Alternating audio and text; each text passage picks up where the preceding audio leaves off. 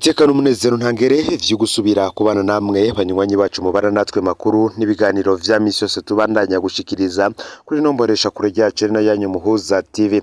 Uyu numwe tugiye kubageza ko amakuru biriko biravugwa bigezwe ko nga mu gihugu cy'u Burundi yoba ayo mu ntara zose zigize igihugu. Turaza kugaruka ku ngingo yafashwe n'umushikiranganje w'intwaro hagati mu gihugu iterambere rusange n'umutekano Martin NITERETSE. Tuze kugaruka kandi ku rusansuma ruriko rurakorwa nga mu gihugu ndetse n'ingene rwatunganijwemo ndetse n'ico barushakamwo. Ne mu gihe benshi mu baduhaye amakuru babandanya bavuga ko abanyarwanda biyandikishije ari bake cyane ndetse ko ahise atawahibonekeje. Amakuru duhabwa namwe mu bariko barakorera rusansuma bandanya gusigura ko bikeka urwo rusansuma rushobora kuba rugamije kumenya abanyarwanda baba mu Burundi. Ubushikiranganje bw'intwaro hagati mu gihugu cy'u Burundi bwategetse ko abanyamahanga bose harimo n'impunzi basubira kwiyandikisha ugushasha. Ubuheruka kuvuga ko bwaba bwarakoze rusansuma rw'abanyarwanda mu mpisho. Tukabibutsa ko kandi umushikiranganje w'intwaro hagati mu gihugu iterambere rusange n'umutekano Martin NITERETSE yabivugiye mu Kayanza mu ntango z'ukwezi kwa mbere uyu mwaka, aho yatangaza ko imbibe z'u Rwanda no Burundi zugawe. Ico gihe NITERETSE akaba yaratangaje ko kandi Burundi budashaka abanyarwanda. Ni mu gihe ku rundi ruhande leta y'u Rwanda yahavuye ihumuriza abarundi ba mu gihugu cy'u Rwanda abakora mu bisagara bitandukanye harimo n'igisagara ca Kigali ko bo bagomba gukora imirimo yabo ya misi yose ataco bikanga kuko umutekano wabo ucungereye. Ivyo bikaba vyari vyatangajwe na leta y'u Rwanda biciye mu cegera c'umuvugizi w'iyi leta are mu kurarinda, aho u Rwanda rwari rwasavye leta y'u Burundi nayo gufata neza abanyarwanda baba muri iki gihugu. Ku munsi w'ejo igenekerezo rya 28 ntwarante uyu mwaka w'2024 nibwo igenekerezo yari yatanzwe n'ubwo ubushikiranganje bw'intwaro hagati mu gihugu iterambere rusange n'umutekano yaranguye. Uburundi bukaba bwariko burakora rusansuma y'abanyamahanga ba muri iki gihugu. Ubushikiranganje bw'intwaro hagati bwarateguye urwo rusansuma busigura ko ari kumvo z'umutekano w'igihugu. Bamwe rero mu barwitavye badutangarije ko rubateye amakenga. Naho ibitigiri ntabanduka vyo byandikishije bitaramenyekana, amakuru duhabwa namwe mbajejwe kwandika amenyesha ko abenshi mu bayitabiriye ari abakongomani. Nako kandi nkuko tubibwirwa abaduhaye amakuru bavuga ko abanyarwanda aribo bariko bararonderwa cyane muri rusansuma nubwo bitariko biraterwa hejuru ngo bivugwe n'abategetsi bakomeye b'igihugu. Hari vyinshi vyakozwe muri rusansuma ndetse n'abanyarwanda bagiye kwisasumisha bose tukaza kugaruka ku vyarabashikiye. Ntuje kure ufyonde subscribe canke sabone niba utari wafyinaho kugira ngo turucikanwe nayo dushikiriza. Usangize kandi no makuru bagenza aho baherereye hose kugira ngo batoje bacikanwe nayo biriko biravugwa bigezwe ko nga mu gihugu cy'u Burundi hanze imbezi igihugu cy'u Burundi ndetse no makungu ya kure no muza TV nkoya kaze mwidonido yano makuru. Ubwa mbere rwari rwategekanijwe kumara iminsi 3 aho hari kuva ku igenekerezo ya 26 gushika ku igenekerezo ya 28 ntwarante uyu mwaka. None leta y'u Burundi yongereje iminsi 2 kugira abanyamahanga n'impunzi ba muri iki gihugu biyandikishe muri urwo rusansuma rugenewe bonyene.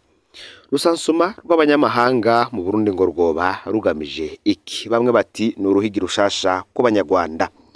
Ku munsi wari kuba uwanyuma niho hasa nuko haje abantu benshi mu gisagara ca Bujumbura biyandikisha ku biro vy'amazone, ahandi mu gihugu bakiyandikishiriza ku bigwa mikuru y'intara no mu makambi impunzi ziba zirimwo. Ariko aho mu gisagara ca Bujumbura ari naho bishoboka ko haba abanyamahanga benshi kurusha hane mu Burundi, bamwe ntibashima ingene igikorwa gitunganijwe. Bavuga ko bajoragizwa abandi ngo bakamara umwanya munini batarasansumwa canke bagacishwa abandi imbere ku mirongo batonze ko. Atunjewe igihe nashikana ari mfise nomero 22 ubu naho mfise 117 niko umugore aturuka mu gihugu ca Polonye yidoze aho yari yazindutse kwiyandikisha ku biro vya zone Rohero. Yabananije ati ibintu biguma bihindagurika, navuye nicara ndatekereza. Twebwe twari twiyandikishe duciye ku buhinga bwa none, twumva igituma bahinduye bakadusaba gushika ngaha twese. Umugore yavuze ko abona ko ashobora kuhamara amasaha ashika 5. Ubushikiranganji bw'umutekano bwahavuye bubona ko ibitigiri vy'abaza kwisasumisha bikiri binini bubishishije mu itangazo ryacishijwe n'umuvugizi wabwo Petero Nkurikiye bwaciye bufata ingingo yo kongera ko iminsi ibiri igikorwa kizoca kirangira ku munsi wa gatandatu ubwo ni ku munsi w'ejo uza. Nta bitigiri vy'abanyamahanga ba mu Burundi vyari biherutse kumenyeshwa ariko impunzi zo mu mwaka uheze ishami rya ONU rijejwe ico gisata ahise byagiranye ko impunzi n'abarondera ubuhungiro bari mu Burundi barenga 80,000 cyane cyane abanyekongo. Abanyamahanga nabo bamenyerewe mu Burundi kandi bahari kuva kera baturuka muri Aziya, aha tukaba dusangamwo abahindi, abanyapakistani no mu bihugu vy'abarabu nka Oman ndetse na Yemen. Abandi muri Afrika y'uburengero bakunze kwitwa abasenegale bamuka mu bihugu nka Senegal, Mali ndetse na Guinea, hamwe n'abanyaburaya nabo nyene barimwo ababaye mu Burundi kuva kera nk'abafaransa, ababirigi n'abagiriki, hakongera ko abaserukira ibihugu vyabo canke abakora amashiramwe mpuzamakungu atandukanye. Ubushikiranganji bw'umutekano ntibwigeze buvuga igituma bwatunganije urusansuma rw'abo banyamahanga bonyene ba mu Burundi rushobora kuba ari urwa mbere nibura mu myaka itari mike iheze.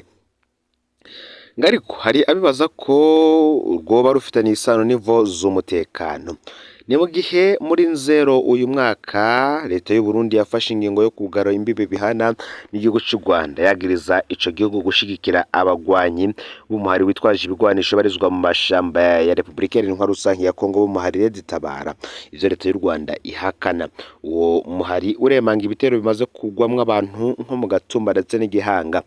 Igihe umushikiranganje w'umutekano mu Burundi Martin NITERETSE yatanze ko imbibe n'u Rwanda zugarwa, akaba yaravuze ko nabo iwabo ntabo dukeneye n'abari ngaha ku gataka twabirukanye nabo nyene. Bamwe bakavuga ko ari uruhigi rushasha rutanguye guhabwa abanyarwanda baba ku butaka bw'u Burundi.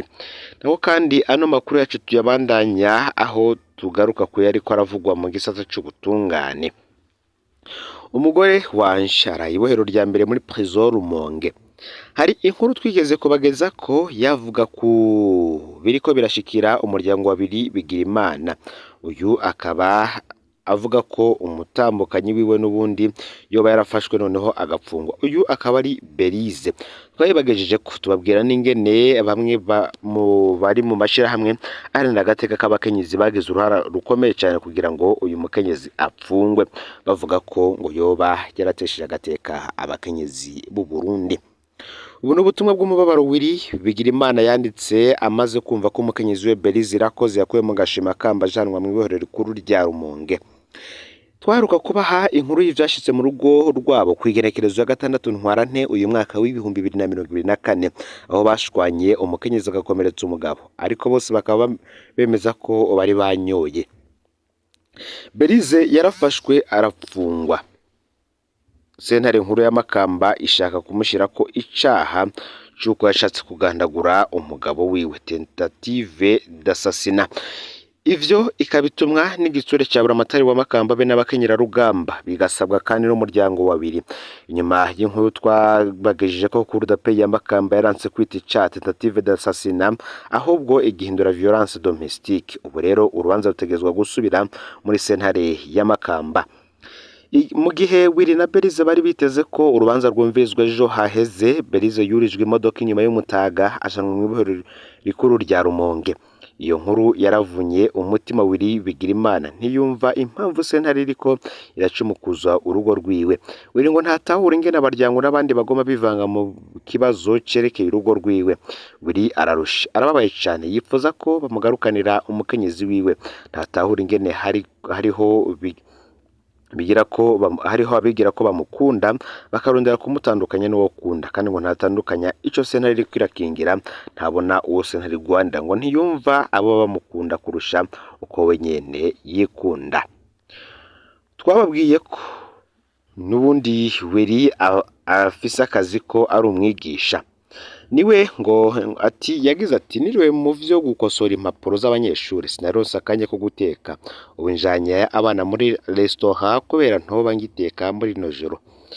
Ibi bintu jewe vyandengeye ndarushe n'ukuri sinumva bavuga ngo barankunda bakanshira muri aya magorwa. Aya majambo Wiriya yavuganye agahinda kenshi ku mugoroba w'ejo haheze.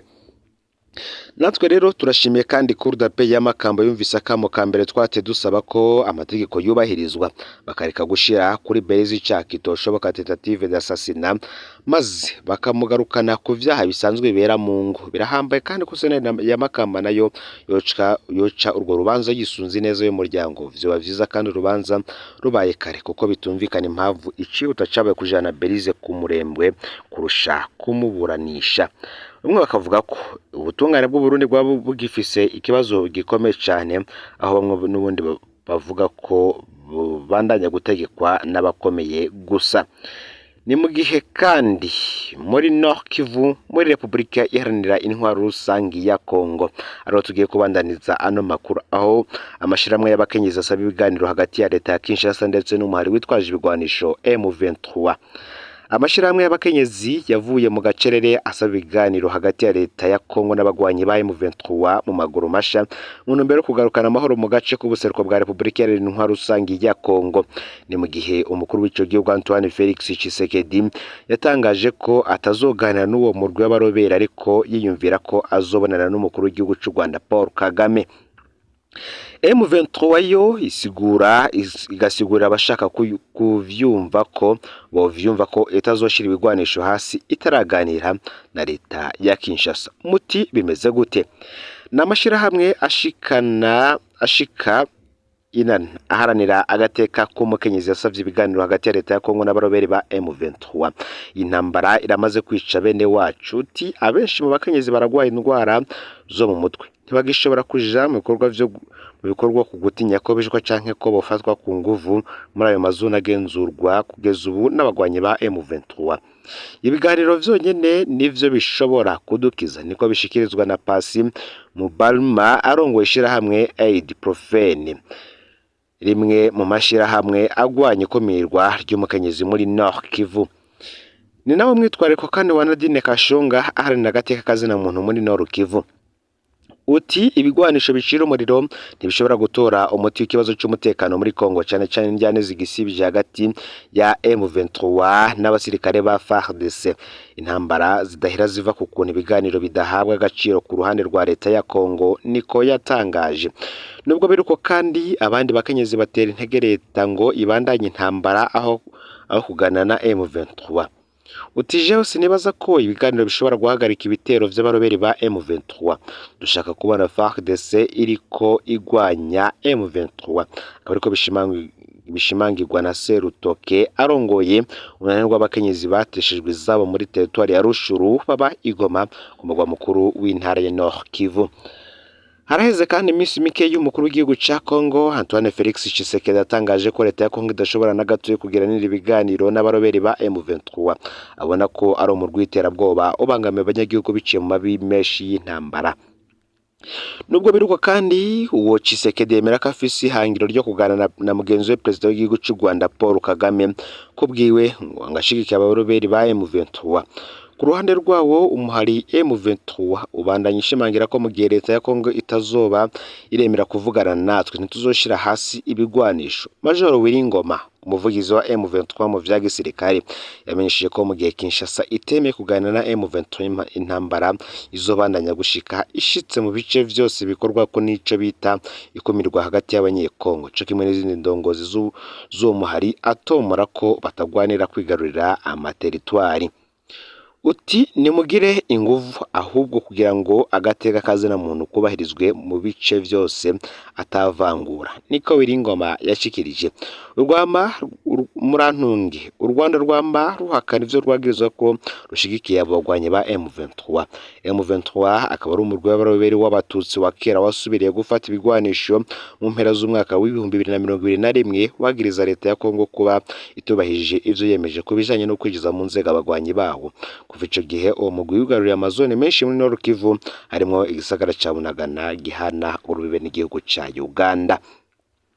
Aya niyo makuru yaragezwe ko muri kano kanya ifyonde subscribe canke sabone niba utari wafyina ko kugira ngo utoshikiranwa nadushikiriza usangize kandi no makuru bagenza aho baherereye hose kugira ngo baje bashikirwa nabiriko biravugwa bigezwe ko ngaha mu gihugu cy'u Burundi hanze imbezwe igihugu cy'u Burundi ndetse no mu makungu ya kure no muza TV Imana bahezagire.